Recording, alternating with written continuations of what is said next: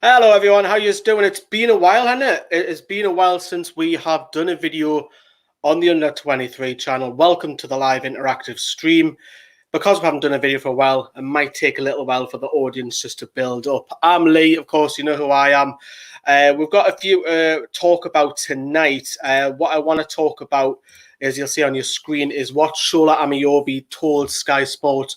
This is more about the under-23s. The first team, we're not talking about this. It's just on the under-23s and also a little bit on the women, what they said later on. As you can see, we're going to be talking about a lot of the under-23 lads are very unlikely to get offered new deals because of the coronavirus situation. Want to touch upon Jack Holdback because he has been with the under-23s. Ashraf Lazar is out on loan, but he was involved with the under-23s. The future of Dan Barley, how the under-23s have got on in the league, in the cups, and like I say, we'll also have a check-up with the NUFC Women. And of course, we want to get you interactors, so if you do want to join in, we are testing this for the first time. If you want to join in and speak to myself, please do jump on. We've got Johnny, who's going to be coming on very shortly just to kick a few things off. I can see Kyle hanging about in the background as well, so we'll get one of them each on at the moment. But as I've touched upon a little bit earlier, what we're going to be talking about is the under-23s. And before we bring Johnny in to discuss that, is that Shola Ameobi, of course, spoke to Sky Sports. Literally, it was a general interview with Sky Sports on the case of what he was going through, the first team. He hasn't heard of. Obviously, you can see on the tweet that Sam put out the other day that he hasn't really heard from Lee Charney, and it's not really a shock, to be honest with you. But I'm going to bring Johnny in now. And Johnny, as you join the stream, how are you doing? I'm very good. Yourself? Not bad. I want to get your thoughts on what Shola said more on the under-23s. And a lot of these lads, of course, wouldn't have known or haven't been kept up to date. And their futures now will look very bleak. Do you see like a mass exodus from the under-23s? A lot of lads leaving.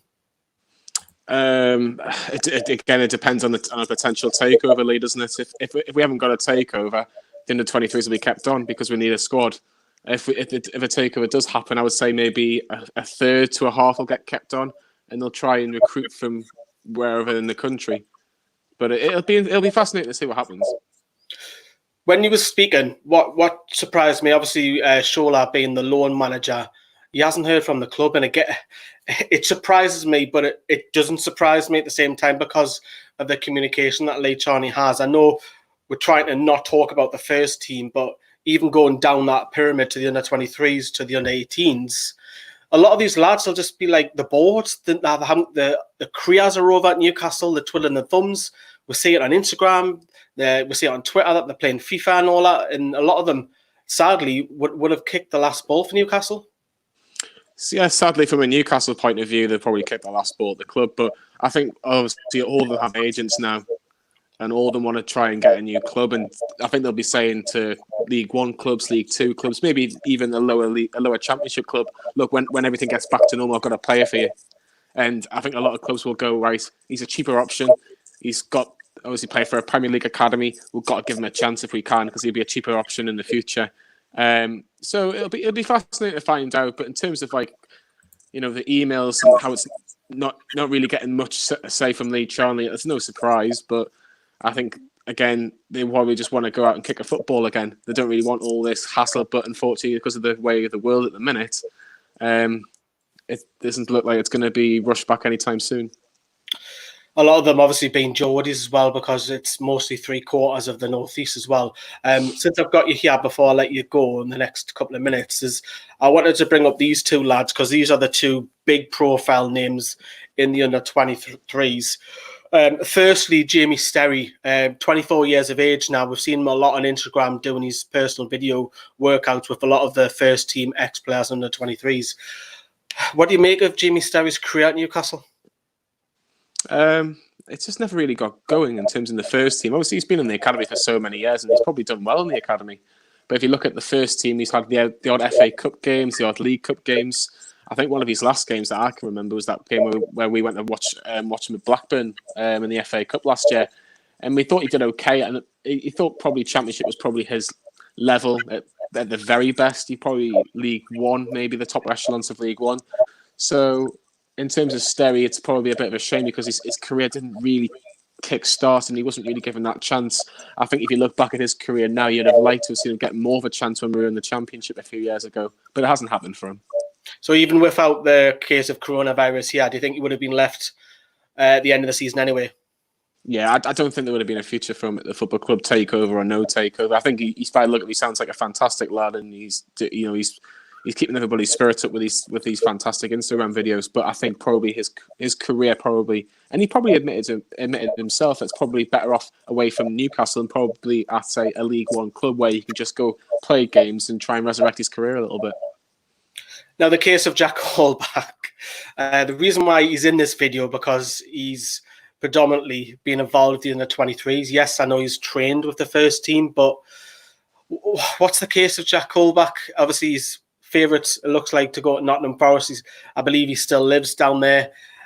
It's a case of it was Rafa Benitez never fancied him, then Steve Bruce didn't fancy him. It's just a case of where did it all go wrong for him?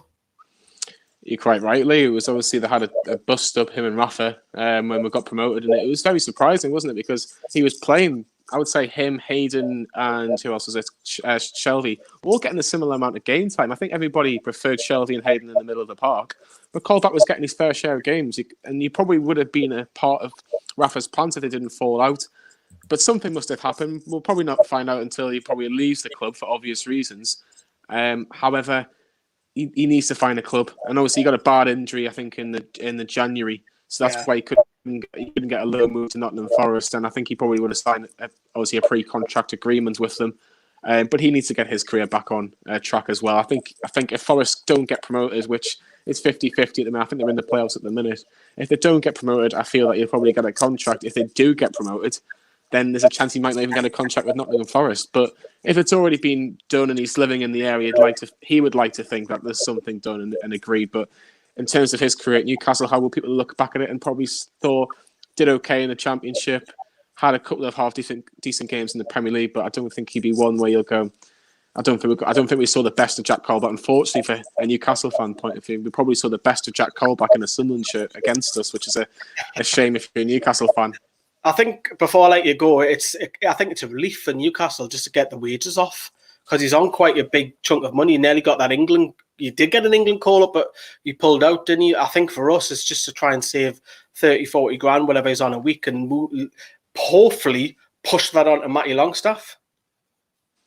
Yeah, it's a lot of money. It's a lot of money that he was on a week. He was one of our big signings when he first came at Newcastle for Newcastle, and I think it was Alan Pardew was still in charge at the football club, so that tells you how long ago it was.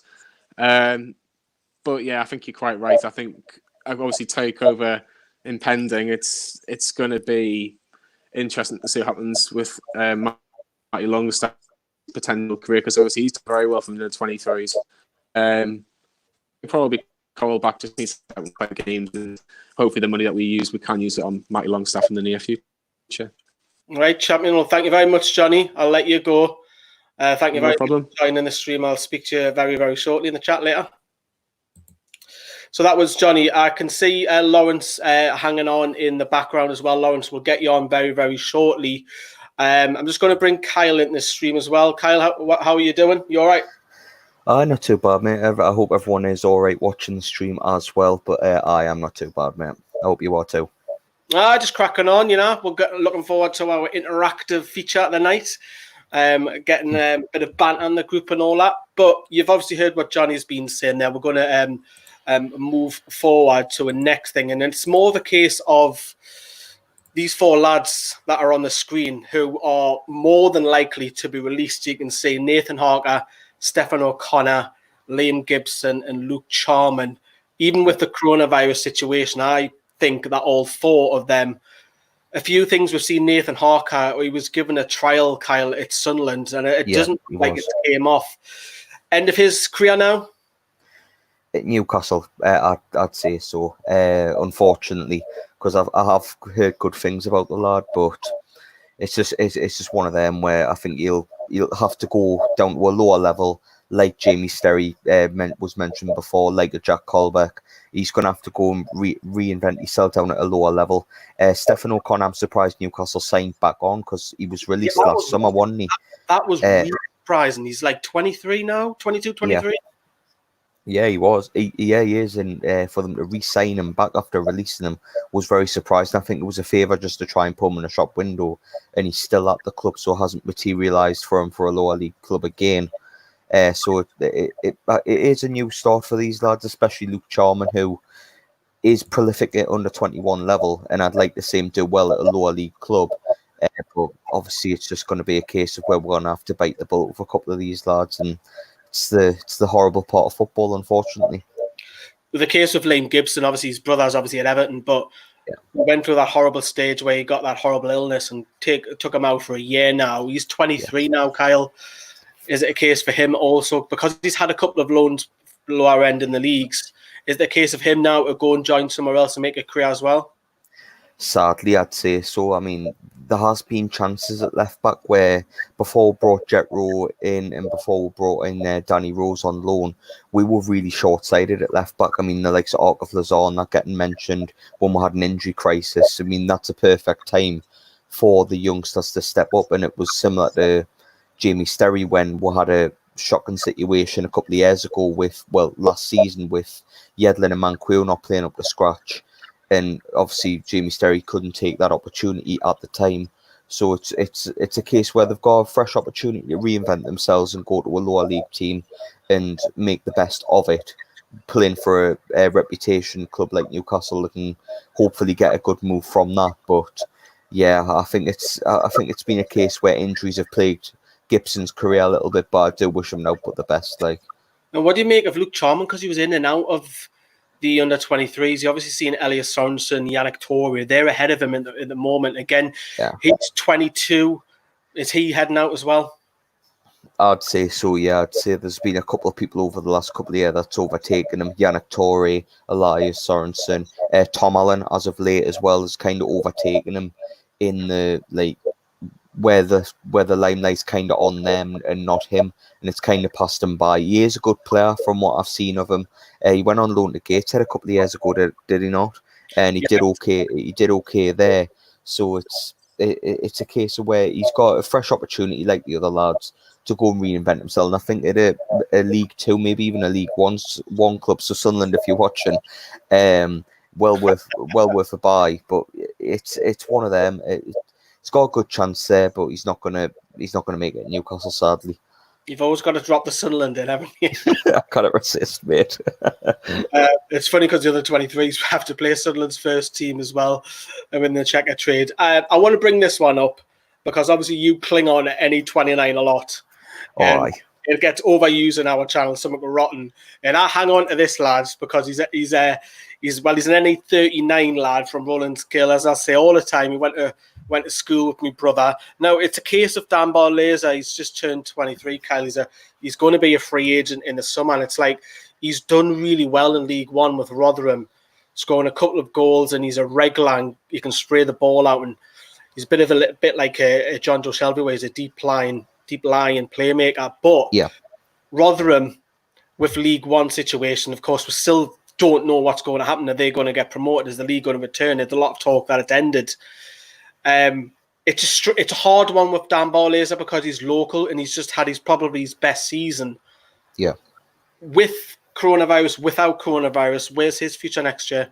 Well, I've always said, mate, we've spoke about him on the radio show as well, that I'd give him a chance in pre-season because if you remember, Sean Longstaff went to Blackpool and he made the most of his opportunity there, and then he got a run under Benitez, and then obviously he's now a mainstay in the first team. So I think Dan Barlaser needs a chance to prove himself because Rotherham speak highly enough from him. I think he made team of the season so far in League One when they obviously halted it due to the coronavirus. So I think he's definitely worth a chance. I mean, I know he's 23 and it's like for a youngster that's quite old, but I think he's worthy of that chance. And if you take in consideration what we've got in depth at centre midfield, you look at Jack Colbeck and Henry Saivet, I'd say he's ahead of them, and you need to give him a chance for me. I think his contract runs out the end of next season, though, it's the end of this season, is it?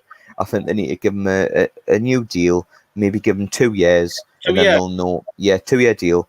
Give him pre-season, see what he can do. If he can't do it, if they don't like the look of him, then loan him to a championship club to see what he can do over a season for a championship team, and then look at his situation then, because there is a good player there. I mean, League One, as Sunderland have proven, he has me dig again, that it's a hard league to get out of and it's a hard league to master. So for him to do well at that level, there is a player there. So I think we need to give him a chance, local lad as well. And I'm a fond believer I'm playing the local talent in Newcastle. So yeah, I'd give him a chance. Well, Ruff, I liked him, didn't he? And he gave Ruff, yeah, give him a couple of few cup games as well. And it's a difficult one with Barley. So that'll be 25. And he kind of reminds me of the situation that Jamie McLean was in years ago, where he was just hanging around the club for a long, long time. And Jamie didn't really kick on and get his career. And hopefully that doesn't happen with Dan Barley. Before I let you go, I want to bring up Whitley Park, Kyle, because is this an adequate facility for the under-23s to play at? I would say no, but if these potential new owners were to come in, this is probably something that they would look to change. So I know they've spoke about through third party, Chris Waff and Colgan. I know they've spoke through them saying that's something they would like to improve. On top of that, they could improve the women's facilities and whatnot as well. But I'd say Whitley Park it does the job, but obviously, if we want to kick on these youngsters, it needs to be so much better, mate. So I'd say if the new owners come in, that's something that needs to be looked at. For me, I'll just keep them all. It's St James's Park, because I think you can get up to crowds up to thousands. I know that the staging for your big games like your Sunderland, your Man United and stuff at home, but if Newcastle aren't playing, why don't they just play them at the ground? I think they should. I mean, you like going to the under-23 games, and I think the Sunderland match drew 10 to 13,000. So the interest is there. I know it's a big game against Sunderland and whatnot, but the interest is there. There will be thousands going if you build up that interest in the social media of the club push the under-23s. Then people will go. You know, it's free football at the end of the day for kids and whatnot, and season ticket holders. So why not? There's nothing to lose from it. Absolutely none at all. It gets some limelight on the youngsters that deserve it as well, like say Tom Allens and Yannick Torres and Mo Sangare. There's loads of youngsters there that have potential and that deserve that limelight. So what's to lose? Here's a question for you. I've just thought of this. Because if we are again in the checkered trade next year, our under-23s get a home tie against Sunderland's first team, but this time at St James's Park. Do you reckon how many could that stadium sell out, St James's, with their first team? I could say doing over 30,000, Lee. I don't think it would sell out, but I think it would do well over 30,000. I mean, because the interest would be there to support the local lads. I remember we had a conversation last year when we were speaking about would we go down to Wembley if the under-23s made the Johnston Payne Trophy final. A lot of us said yes. Do you know what I mean? So the interest is there. If we're playing like a Sunderland or a big team, the interest is there. So something like that would do very well. I think do very well on the channel as well, video wise. Well, Kyle, thank you very much for joining me. No bother. I'll speak to you a little bit later on. No bother, mate. See you later. See you in a bit. And that was Kyle and Lawrence. I can still see it in the background. We'll bring in very shortly. Sam is going to come up next. Then it'll be Lawrence after that. So yeah, I hope you are liking this stream. We're going to try and update this channel a lot more. Now we've got a paid software as well to keep this channel hopefully once a week maybe, to try and keep us up to date, even if we're just talking a load of bollocks and a load of shit in this channel. So be it, we can swear. It's not on the main channel. But I'm going to be joined by our favourite Sky Sports presenter, and it's Alan Smith. How are you doing, Alan? Under 23 games at St James's Park. Are you trying to give the groundsman a heart attack? Hey, it could happen. You never know. It should happen. It should happen.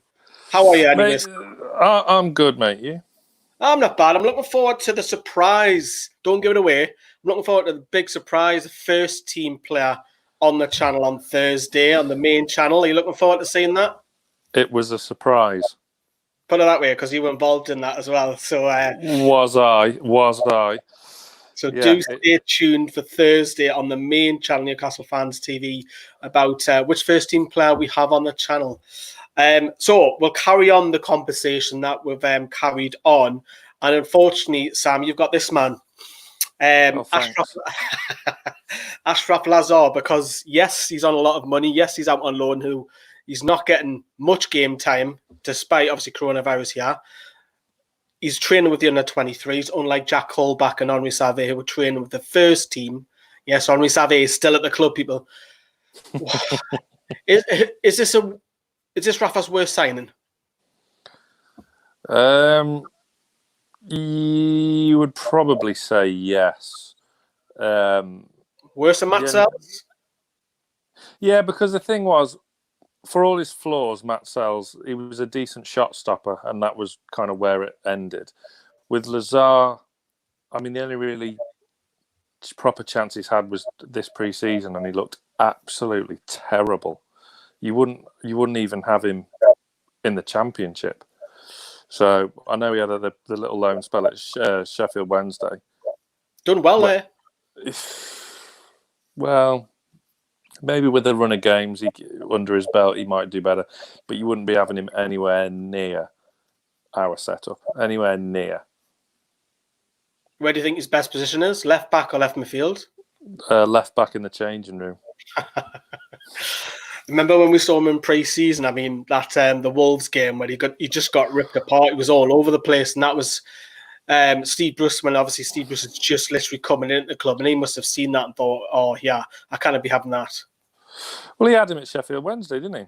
Yeah, and he thought really him and Aaron's done really well. Aaron's did, yeah. But the thing was, that Wolves game in pre-season was just a disaster from start to finish, and you could see it coming because everything was just so underprepared, and you still had bloody Neil Redfern there for starters. So it was just an absolute disaster, that game. But his future obviously lies back probably in Serie B, whenever that kick starts properly again. He's not getting a look in. He's still got again. The thing is, Sam, he's still got another year left after summer. That's the thing, though, with Newcastle. They had this wonderful phase of handing out 5.5 year deals left, right and centre. So you pay for it.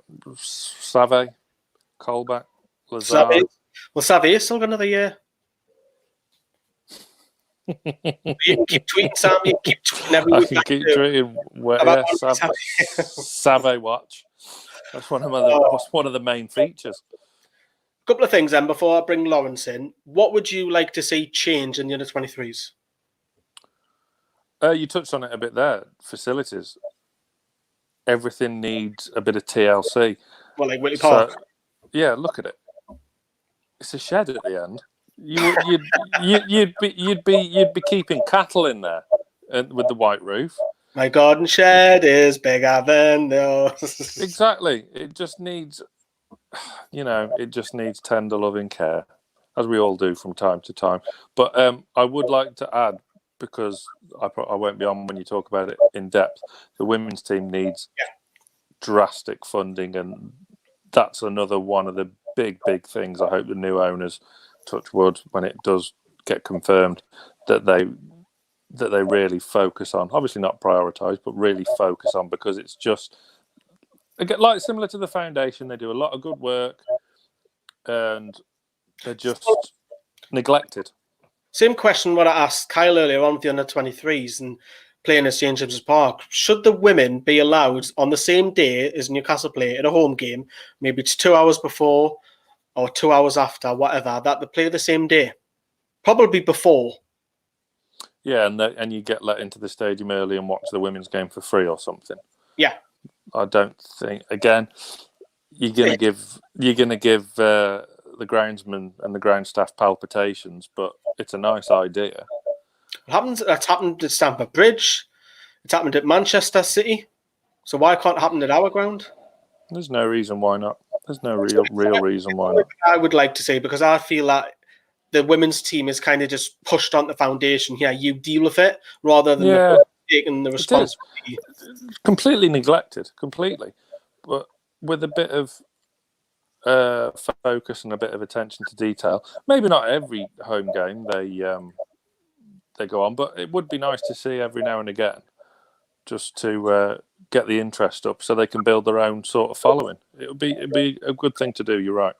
Yeah, and we've dipped into the with the women's this year with Paul, myself, Kyle's been up there, and we've covered a little bit on this channel over the season. It'd be great, and it'd be in more particular. I would love to see, because Durham have a women's Super League who've done very well in the second division, and Newcastle can't because it's just not enough money. And you can see a picture there of Becky Langley, and she had a really tough start, which we'll talk.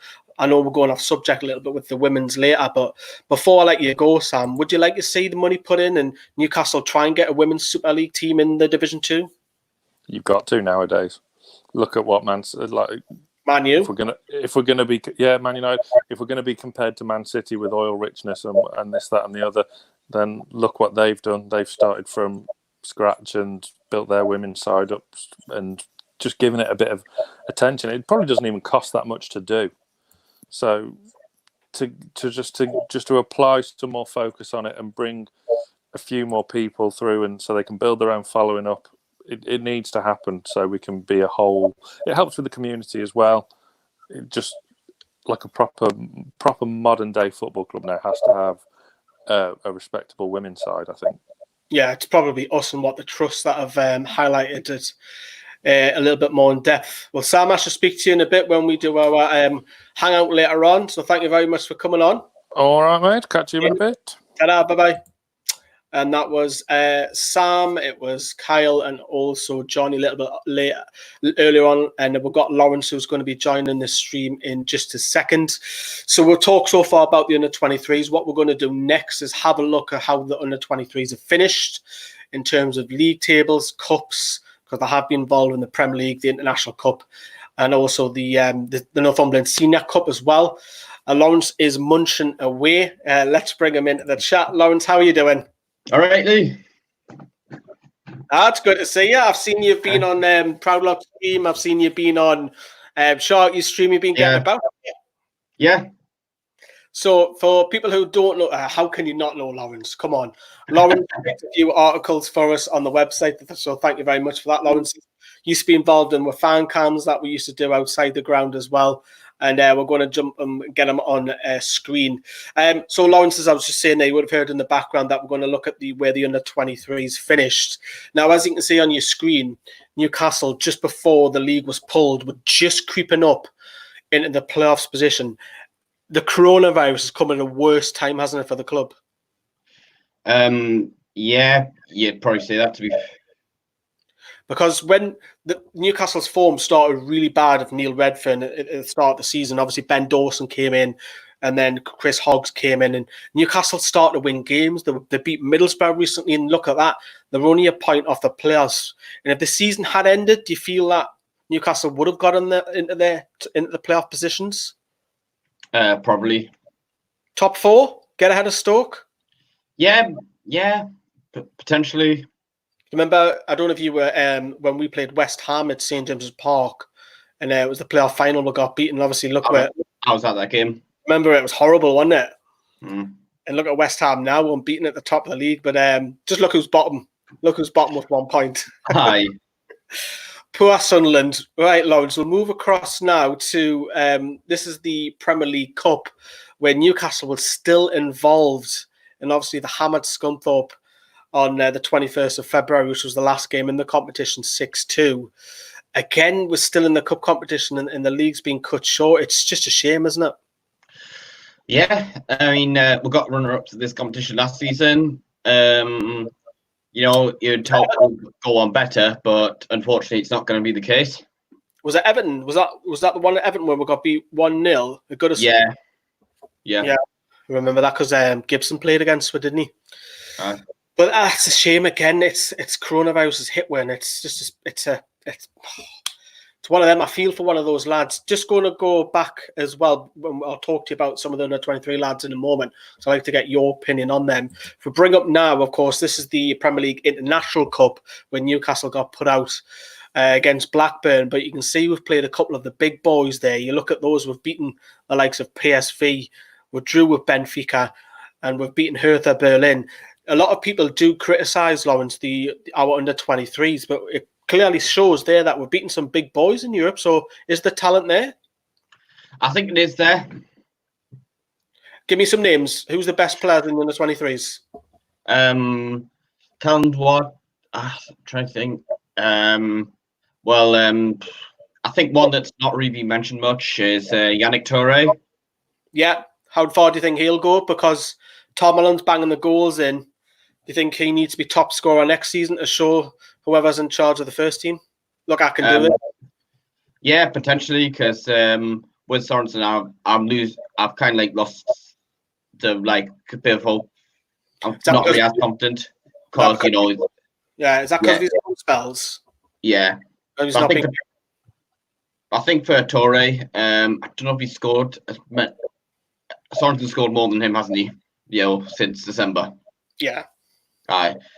I think with Yannick Toure, maybe he could spend preseason with us if we do get a preseason, and then a loan spell out. Well, this is it. Do we get a preseason? Do we not? We don't know what's going to happen. Obviously, we know that football's slowly coming back. We've got the Bundesliga all on BT Sport next week, and we'll see when the Premier League comes back. Also, I wanted to bring up a bit of non-league, because you watch quite a bit of the non-league as well, Lawrence. You go to a lot of the Gateshead games. You can see here, this is the Northumberland Senior Cup, where Newcastle just managed to beat Newcastle Benfield in a city derby and get into the semi-finals, where they would have went and played Morpeth, who were quite good at this level, and they would have had an away tie. Do you fancy if that game went ahead that they would have beaten Blythe? It's difficult to say, because I think the under-23s can be unpredictable. It's probably, I think I remember smashed Blythe 4-0 in the final one year, and then the following year got put out by Morpeth. But, obviously we beat Morpeth in the final a couple of years back. So I remember chatting to you about that game. I remember seeing you. One of the under 23 games, was that the Whitley Bay 0-0? No, it was West Ham in that playoff final. I remember you saying one of the away games. I'm sure we drew Whitley Bay in a pre-season game. I saw you.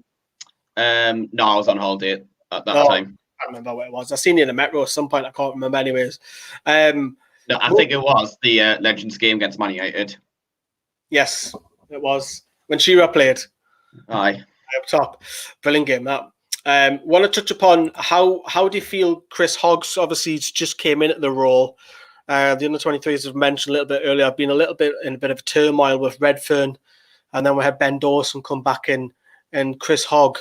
Do you feel that he's got a lot of proof, because he's not really going to be judged until next season? He's got a lot of proof. Potentially, I haven't seen a lot of him. What about Ben Dawson getting moved upstairs? How do you feel about that? Because I think it's wrong. I think I'd rather have Ben Dawson in charge of the first team, but first team? No, sorry, the reserve team. Do you know what I'm going to do, Lawrence? I'm going to cut that down and put that on social media. I'm only joking. I wouldn't do that to you. But Ben Dawson, why would you change something that isn't broke? Why? Well, in terms of Ben Dawson being in charge of the reserves. Yeah. Why would you change that when he's done well? Why fix something that isn't broke? Maybe not. Same question to you before I let you go then, Lawrence. What would you like to see change in the under-23 setup? I think obviously the training facilities. People have said that. Yeah. I'm thinking potentially maybe we could get a new, the new owners might give us say a new ground to play at. Yeah, move the ground. Where would you like to see? Kingston Park or back to St James's Park? I think St James's Park would be good for say when on weekends when the first team aren't playing at home. Try and get the crowd in. Aye. What about the idea that I said to Sam earlier, that have the women's play a couple hours, 2 or 3 hours before the first team on match day?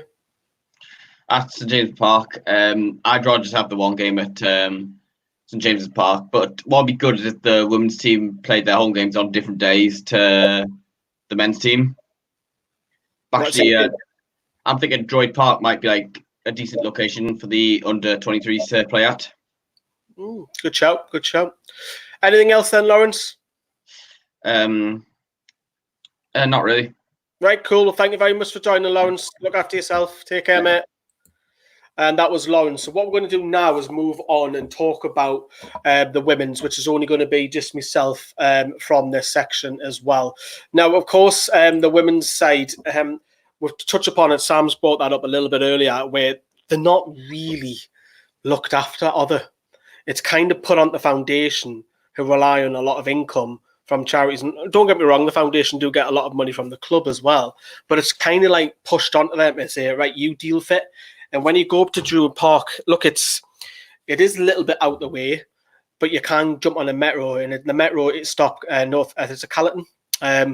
You can get off literally next door and go and see the women's game, and it's not much. It's £2 or £3 to go and watch them. And the standard's pretty decent. I've been, Kyle's been, Paul's daughter's been a mascot, and I just think that they don't get enough love, to be honest with you. I think they are neglected massively, and as I say, I'd love to see the women's side quite similar to like a lot of the Premier League sides look after their women's side, and we don't. I'd love to see us in the Women's Super League, but it's never going to happen. It's not going to happen. So if you're on a mobile, squint your eyes very, very closely to the screen. You can see Newcastle have finished in mid-table. It was, like I say earlier on when I was chatting to Sam, it was a bit of a rocky start.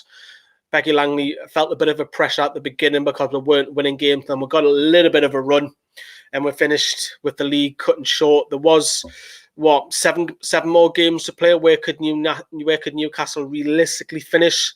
Maybe top 5, top 4, potentially pushing it. But like I say, the under-23s, a lot of these girls may have played the last game for the women's. I know there's not much money, of course, at this level, but you can see that a lot of the girls play for the women's side for the love of the game. They don't play for money. A lot of them have jobs. A lot of them work. Well, sorry, one of them on the front row works in the box office. A lot of them have other jobs, and they see the women's side is just a hobby, and I'd love for them to actually get paid to do what they love.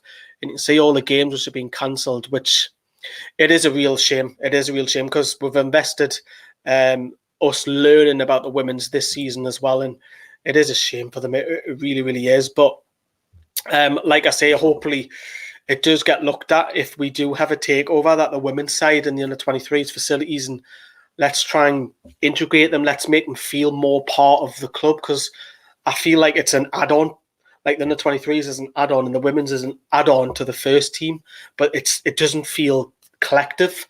Whereas at Manchester City, you've got the women's side walking past the men's first team and things like that. It's small things. It is small things that we are picking up, but those small things can go a massive long way. We're going to try and do a lot more of these streams on the under-23 channel. We're going to try, like I say, try to get it back once a week because they're quite easy to do. It only takes about 10 to 15 minutes to set it up. So hope you've enjoyed that stream. Take care, and obviously head up back over to the main channel if you haven't seen the interview with Owen with Matthew Racebeck. Take care, everyone. Bye-bye.